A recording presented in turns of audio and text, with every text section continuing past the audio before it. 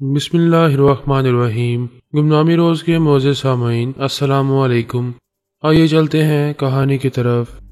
मुसीबत तो ये थी कि राय एजेंसी के अफसरान अपनी मनमानी करके उन जन्म साथियों की दुश्मनी मोल नहीं ले सकते थे। वो बुरी तरह झुंझुलाए हुए थे, एक जरा खौफजदा भी थे। एक आला अफसर ने बेचैनी से पहलू बदलते हुए कहा, मेरी छठी मुसलसल अलार्म दे रही है। जे बलराम और भंडारी की जिद हम सबको मुसीबत में डालने वाली है। न जाने आइंदा क्या होने वाला था। फिलहाल तो मेरे लिए वो माँ बेटी मुसीबत बनी हुई थी। बलराम ने ज्योति जालर के दिमाग में पहुंचकर कहा, क्यों समय बर्बाद करती हो? यहाँ जगह जगह फरहाद के दुश्मन छुपे हुए हैं। उसे लेकर बेटी के साथ फटाफट घर पहुंचो। वो बोली, बाहर के दुश्मनों से ज्यादा मुझे घर के दुश्मनों से खतरा है। पर कान खोल के सुन लो, फरहाद मेरे कारण दुर्गा माँ के साय में चला आया है। पिता महाराज का आशीर्वाद भी हमारे साथ है। अब कोई दुश्मन इसका बाल भी बांका ना कर सकेगा। ठीक कहती हो, जब तक दुर्गा माँ नहीं चाहेगी फरहाद को कुछ नहीं होगा। पर अब बहस ना करो, यहाँ से निकलो। नेहा की निगाहें मुझ पर टिकी हुई थी। मैं उम्र के उस दौर से गुजर रहा था जहाँ महबूबियत के एहसासात एक जरा ठंडे पड़ जाते हैं। पिछले कुछ अरसे से बीमारी का अजाब झेलता रहा था, लेकिन औरत की कशिश और उसकी चाहत ऐसी होती है कि कब्र में जाने वाले को भी अपनी तरफ खींचती रहती है। फिर मैं तो किसी हद तक जिंदगी की तरफ लौट कर आ रहा था। वो भरपूर जवान थी, सामने रंग में ऐसी कशिश थी कि दूर से ही हुस्न का चटखारा मिल रहा था। मैं नजरें चुराने के बावजूद चोरी चोरी उसे देख रहा था। ये अचानक क्या हो गया था? नेहा को देखकर मेरे अंदर एक नई उमंग और जवानी की तरंग कैसे पैदा हो रही थी, जबकि मेरी और उसकी उम्र में जमीन आसमान का फर्क था। तब पता चला कि ज्योति जालर ने जो गोली खिलाई थी वो अपना करिश्मा दिखा रही है। मुझे याद आया कि मैं तैयारी से उतरने के बाद दूर तक चलता हुआ एयरपोर्ट की इमारत में आया था और एक जरा सी कमजोरी महसूस नहीं की थी। उस वक्त भी ना तो मेरी सांस फूली थी और ना ही मैं हाँफ रहा था। उस वक्त मैंने ये तय किया कि अब संभल कर रहूंगा। बुढ़ापे में जवानी की भूल नहीं करूंगा, ना ही नेहा से ज्यादा मुतासिर होता रहूंगा।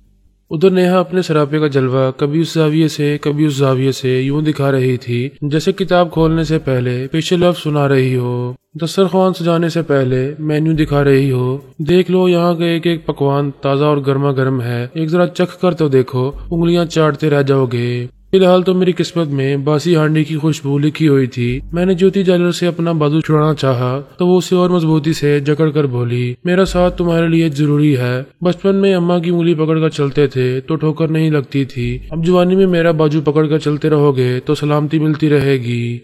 या अल्लाह, वो मुझे जवान कह रही थी इसलिए कि उसकी खिलाई हुई गोली मुझे सिर्फ अंदर से ही नहीं बाहर से भी शायद जवानों की तरह निखार रही थी। मैंने ज्योति के बाजू को देखा। दिल्ली एयरपोर्ट पर उसने मुझे दबोचा था तो ऐसा लगा था जैसे किसी फौलादी गिरफ्त में आ गया हूँ। कमजोरी ऐसी थी कि कोशिश के बावजूद खुद को उसके शिकंजे से आजाद नहीं कर पाया था। वो बारी भरकम पथरीले बदन वाली औरत किसी पहाड़ से कम नहीं लगती थी, मगर वही चींटी जैसी लग रही थी। बेशक उसने मेरे बाजू को बड़ी मजबूती से जकड़ रखा था, लेकिन मुझे अंदाजा हो रहा था कि उसे खुद से अलग करना चाहूंगा तो एक जरा मुश्किल पेश नहीं आएगी।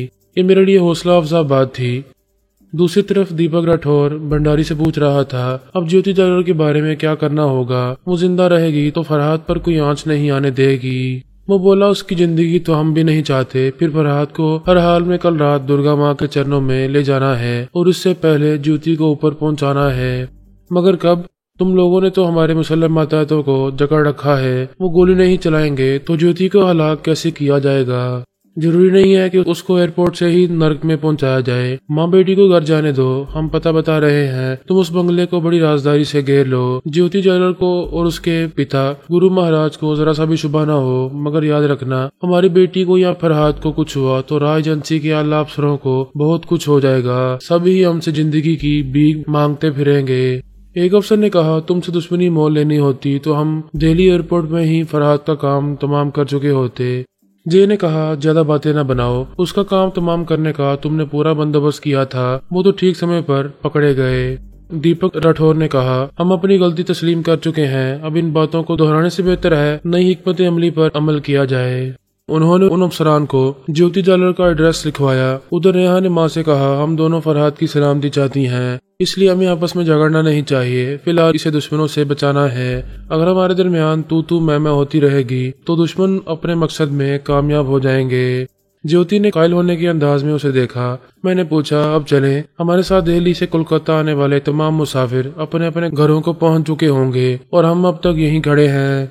वो मुस्कुराती हुई मेरे साथ आगे बढ़ने लगी। नेहा भी मेरे दूसरे बाजू से लगी हुई थी, हमारे साथ कदम से कदम मिलाकर चल रही थी। वो दोनों ही मेरी तालिब थी। मुझे ऐसा सैंडविच बनाया हुआ था कि फिलहाल उनमें से किसी के हिस्से में नहीं रहा था। मैं उन लम्हात में अपनी जिंदगी के एक अजीब दौर से गुजर रहा था। मेरे दाएं तरफ बुढ़ापा था और बाएं तरफ खनकती हुई जवानी थी। सोनिया ने अपना ख्वाब बयान करते हुए बताया था कि मुझे किसी औरत का साथ मिलने वाला है। त्यारे में शिल्पा से मिलकर लगा था कि शायद वो साथी बनने वाली है, मगर उसे बलराम ले उड़ा था। फिर ज्योति मिली और अब नेहा से सामना हुआ था। पता नहीं उनमें से कौन मेरी जिंदगी में रहने वाली थी और कौन जाने वाली थी। फिलहाल तो मैं उन माँ बेटी के दरमियान गुलफाम बना हुआ था। ऐसे वक्त मुझे सोनिया के अल्फाज याद आ रहे थे। उसने कहा था, जब तुम चलते फिरते एक्शन में रहते हो तो जाने कहाँ से जवानी उमड़ आती है, हुजूर का पसीना गुलाब हो जाता है, तितलियां आकर मंडलाने लगती हैं। कम से कम ज्योति जालर को तितली नहीं कहा जा सकता था, मगर नेहा की निगाहें और उसकी लगावट समझा रही थी कि पसीना गुलाब हो रहा है। ज्योति का साथ बोझ ही सही, मगर उसने एक बहुत ही जबरदस्त कारनामा अंजाम दिया था। वो जादुई असर वाली गोली अपना असर दिखा रही थी। पाकिस्तान से दिल्ली पहुंचने तक जो कमजोरी हावी होती रही थी वो अक्सर खत्म होती जा रही थी। मैं खुद को बहुत हशाश बशाश महसूस कर रहा था। ज्योति ने चलते चलते मुस्कुराकर मेरे हाथ को थपथपाया, फिर कहा, मेरे को समझ में आ रहा है, मेरी खिलाई हुई गोली काम दिखा रही है। मैंने कहा, ठीक समझ रही हो? क्या उस गोली में कोई जादू था? जादू ही समझ लो। बलराम मेरे अंदर था। उसने कहा, अपने आप को तगड़ा जवान समझने लगे हो। मैंने कहा, कुदरत मुझ पर मेहरबान है, तुम क्यों जल रहे हो? ज्यादा घुमंड न करो, अभी तक जो हुआ मेरी मर्जी से हुआ। मैं चाहता तो उस गोली को तुम कभी हलक से उतार ना पाते। मैं उन माँ बेटी के साथ पार्किंग एरिया में आ गया था। सोच के जरिए बोला, फिर तुमने क्यों नहीं चाहा, जबकि ये जानते थे कि बीवी के बाद अब कोलकाता एयरपोर्ट पर तुम्हारी जवान बेटी से मेरा सामना होने वाला है। ये तो अचानक ही यहाँ चली आई है, मगर तुम्हारा सामना सिर्फ मौत से होने वाला है। तुम्हारी जिंदगी यहाँ खत्म होने वाली है। मैंने कहा, तकदीर के लिखे को तो मैं नहीं जानता, हाँ फिलहाल किस्मत की मेहरबानियां देख रहा हूँ। नेहा गाड़ी की चाबी माँ की तरफ बढ़ाते हुए कह रही थी, ये ले आप ड्राइव करें, मैं फरहाद के साथ पिछली सीट पर बैठूंगी। वो मुसलसल मुझसे लगी हुई थी। इतनी देर हांडी को चूल्हे पर रखा जाए तो वो उबल पड़ती है। वो जैसे मुझे उबाल रही थी और मैं अपनी कुव्वत इरादी से काम लेते हुए उसे नजरअंदाज कर रहा था। ज्योति ने फौरन ही आगे बढ़कर उसे मुझसे दूर धकेलते हुए कहा, तुम नहीं जानती इसके दुश्मन सिर्फ बाहर नहीं, इसके अंदर भी घुसे हुए हैं। घर पहुंचने तक मैं उसको छोड़ नहीं सकती। स्टीयरिंग सीट संभालो और घर चलो। नेहा ने मेरा बाजू थाम कर कहा, मैं भी घर पहुंचने तक इसे छोड़ नहीं सकती। मैंने कहा, तुम दोनों ही मुझे छोड़ना नहीं चाहती, फिर बात कैसे बनेगी? ज्योति ने बेटी को जरा गुस्से से देखते हुए कहा, ये तो हाथ धो के पीछे पड़ गई है। वो बोली, तुम कुछ भी कह लो, ये मेरा है, मैं तुम्हारे लिए इसे नहीं छोड़ूंगी। जय बलराम और भंडारी ने उनसे कहा, भगवान के लिए यहाँ समय बर्बाद ना करो, तुम दोनों फरहाद को लेकर अगली सीट पर जाओ, उसे अपने बीच में बिठा के यहाँ से आगे बढ़ो। उन्होंने यही किया। मैं अगली सीट पर उनके दरमियान आ गया। पता नहीं दो पार्टन के बीच कब तक पिसने वाला था। नेहा ने गाड़ी स्टार्ट करके आगे बढ़ा दी। जी बलराम और भंडारी ने मुझसे कहा, बड़े इंद्र देवता बने हुए हो, एक तरफ हमारी पत्नी है और दूसरी तरफ हमारी बेटी, मगर हम तुम्हें मौज मस्ती नहीं करने देंगे।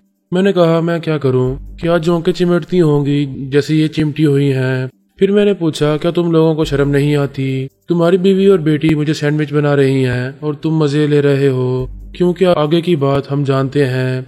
खुदाई दावे ना करो, अगर आगे की बात जानना तुम्हारे इख्तियार में होता तो ये जरूर जान लेते कि दिल्ली एयरपोर्ट पर तुम्हारी बीवी और कोलकाता एयरपोर्ट पर तुम्हारी बेटी मुझे वेलकम कहने वाली है। ये कोई खास बात नहीं है।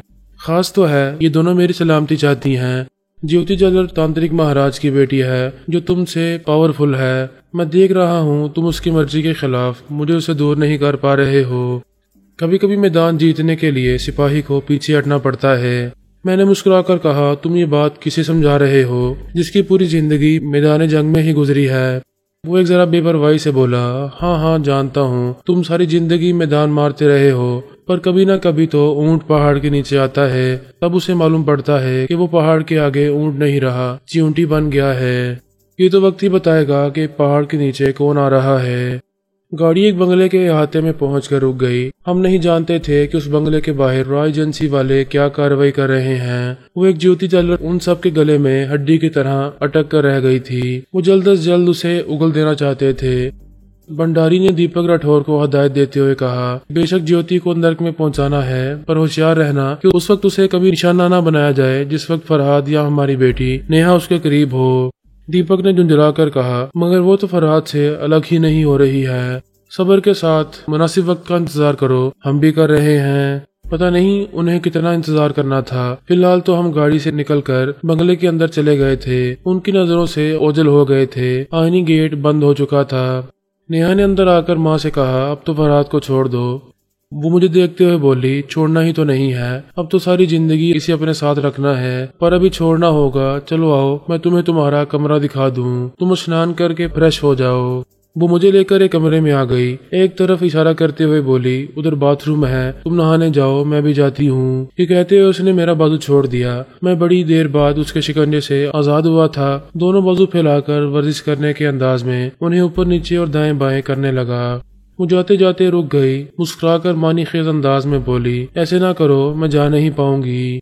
मैं उसका अंदाज देखकर एकदम से ठिठक गया। फौरन ही दोनों बाजू नीचे कर लिए। मुझे उसकी वो बेबाकी याद आई जो उसने दिल्ली एयरपोर्ट पर दिखाई थी। मेरे गले लगते हुए कहा था, मेरे को प्यार करो। वहाँ लोगों के हुजूम में उसने ऐसा मुतालबा किया था। मैंने कमजोरी का बहाना करके उसे टाल दिया था, मगर अब तो तन्हाई थी। उसकी दी हुई गोली खाने के बाद कमजोर भी नहीं रहा था। या खुदा, ये अजाब फिर मेरे गले न पड़ जाए।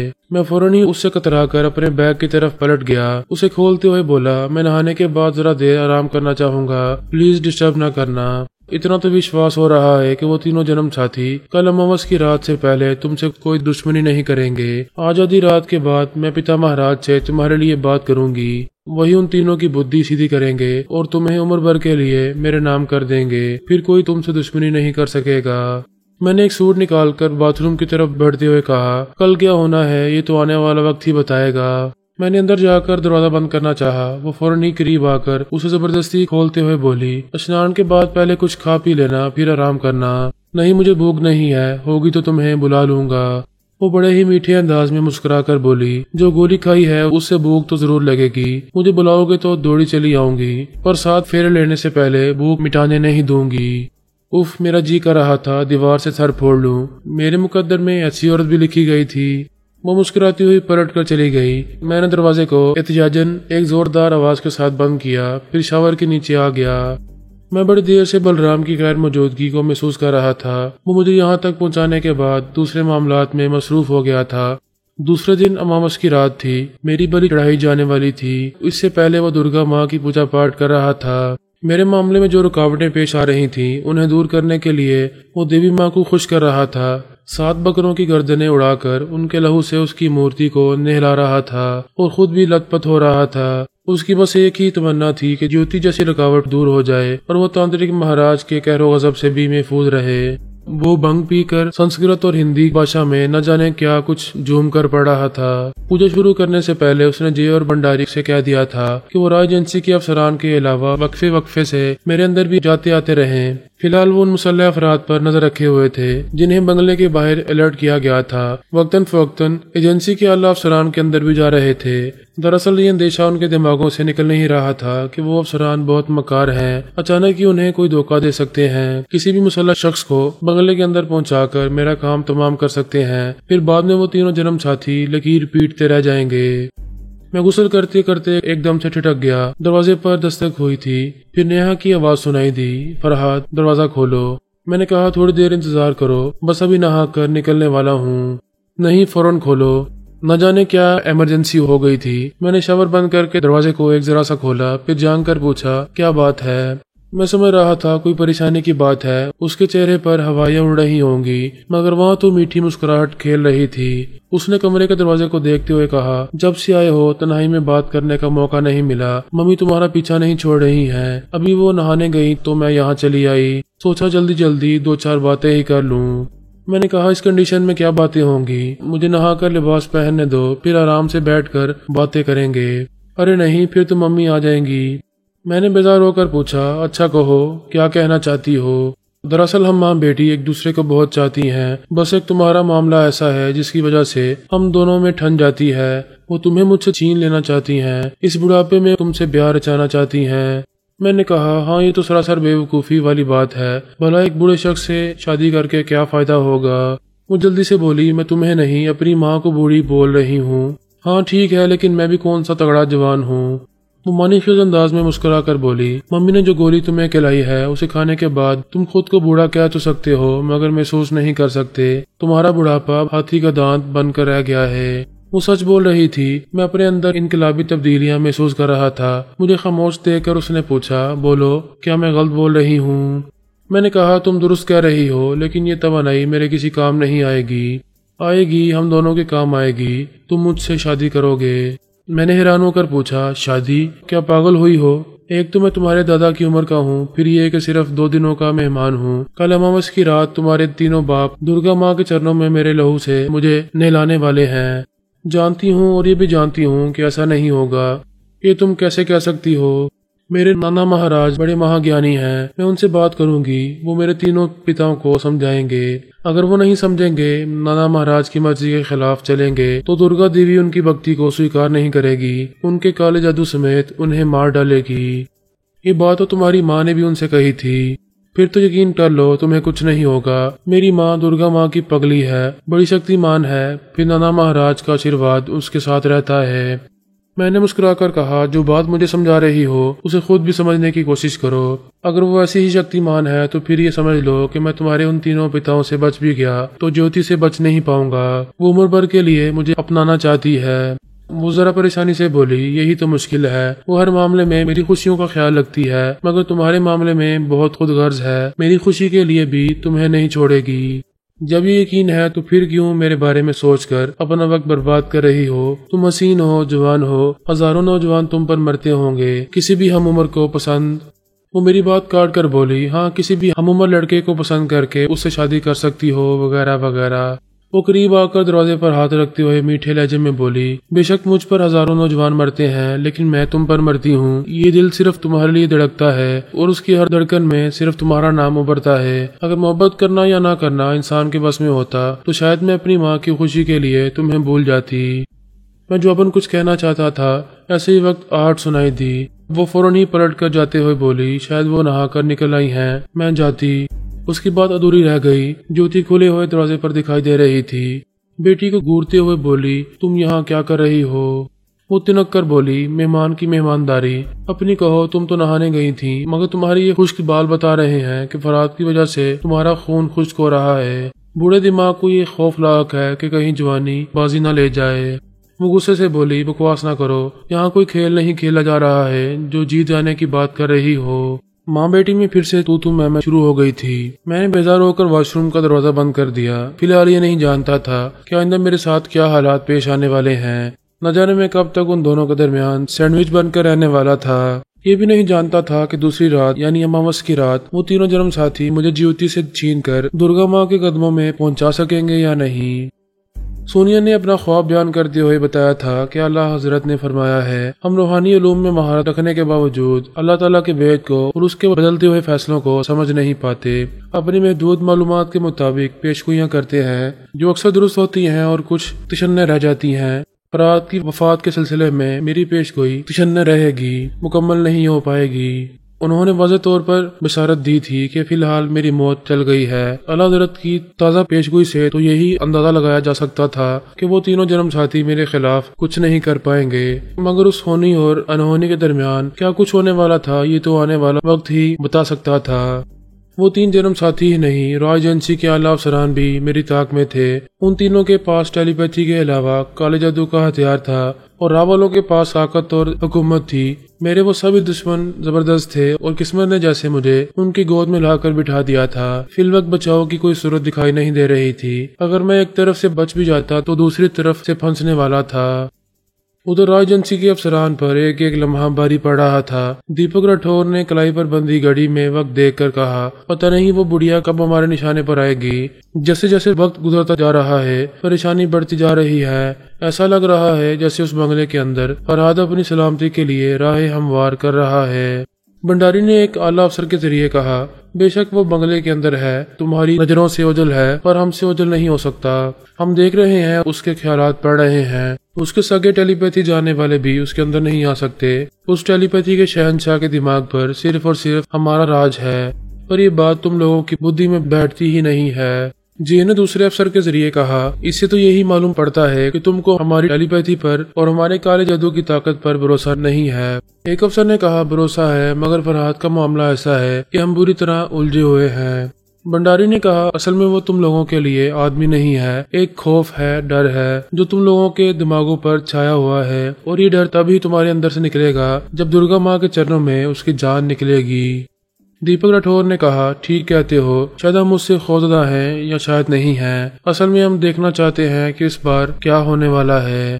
जे ने कहा, वो कोई जिन भूत नहीं है, इंसान है, और सभी जानते हैं हर इंसान को एक ना एक दिन मरना है, और उसका वो एक दिन कल पूरा होने वाला है।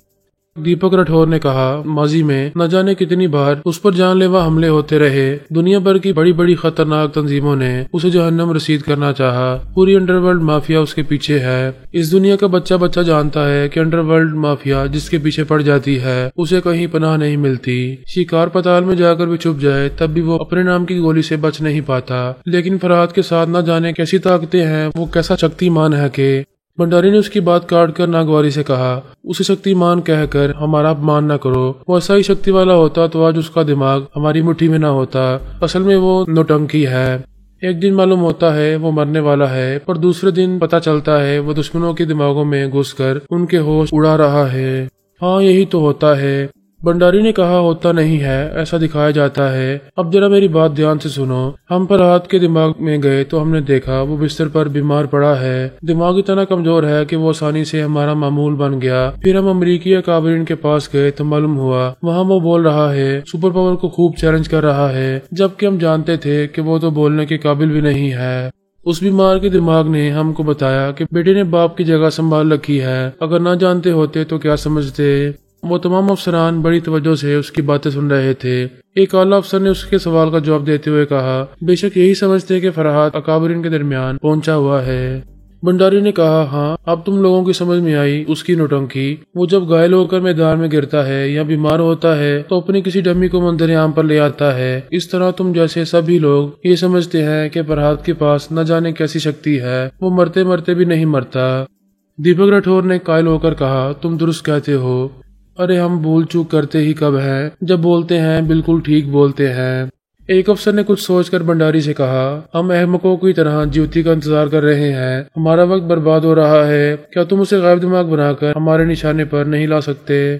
दीपक राठौर ने कायल होकर कहा, हाँ, तुम लोग ही कर सकते हो। वो बोला, अगर ऐसा कुछ कर सकते होते तो दिल्ली एयरपोर्ट पर ही उसे फरहाद से दूर कर दिया जाता। हम उसके दिमाग को जकड़ के अपनी मनमानी करना चाहेंगे तो तांत्रिक महाराज को खबर हो जाएगी, जबकि हम कभी भी महाराज की दुश्मनी मोल लेना नहीं चाहते। इसीलिए तो आज तक हम उस औरत से कतराते आ रहे हैं। वहाँ उनके दरमियान मुज़ाकरात हो रहे थे और यहाँ माँ बेटी के दरमियान सर्द जंग चल रही थी। मुझे आराम की जरूरत नहीं थी, लेकिन मैंने उनसे जरा देर निजात पाने के लिए कहा था कि आराम करना चाहता हूँ।